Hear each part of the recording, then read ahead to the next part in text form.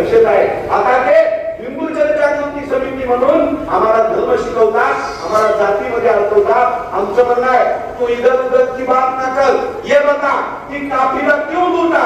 सोयाबीनच्या हमी भावाचं काय झालं म्हणून पंकजा मुंडेंना विचारावं लागेल, राणा जगजितसिंग पाटलांना विचारावं लागेल, चंद्रशेखर बावनकुळेंना विचारावं लागेल आणि देवेंद्र फडणवीसांना पण विचारावं लागेल. माझ्या सोयाबीनच्या हमी भावामध्ये 11 वर्षामध्ये 1 रुपया सुद्धा न वाढ करता तुम्ही आता मत मागायला आमच्यामध्ये येत आहे.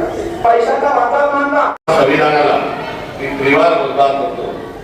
आज जे शेतकरी संघर्ष यात्रेच्या समारोहाच्या अनुषंगाने उपस्थित असणारे सर्व काँग्रेसचे माझ्या जीवाभावाचे सर्व सहकारी कार्यकर्ते, जिल्हाध्यक्ष, प्रदेशचे सर्व पदाधिकारी आणि उपस्थित बंधू आणि भगिनी, आज सकाळपासून आपण चालतोय.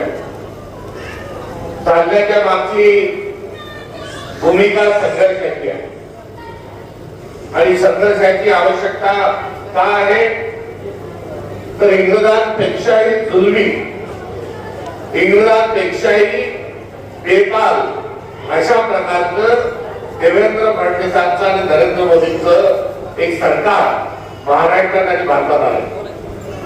आणि हे सरकार काय करतंय तर या देशाचा कारभार कसा चालवायचा हे राज्य रयतेच आहे.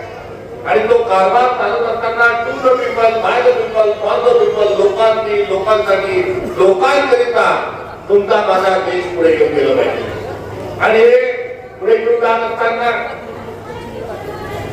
अजून काय भूमिका काय ठेवली पाहिजे, कोणती दिशा ठेवली पाहिजे तर त्यांची जी दिशा आहे ती समता, बंधुता, सामाजिक न्याय, प्रत्येक व्यक्तीचा सन्मान या मूल्यांच्या अनुषंगाने आपल्याला पुढे जायचं आहे. आणि हे सर्व मूल्य आपल्या लोकशाहीची मूल्य आहे आणि हे मूल्य आपसूक आपल्या संविधानातून अभिव्यक्त भारतीय जनता पक्षाचा विचार आहे.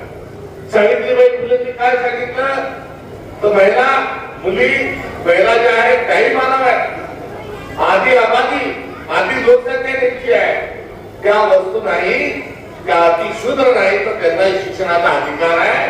म्हणून त्यांनी मुलींना शाळा शिकवली पाहिजे, शिक्षण दिलं पाहिजे.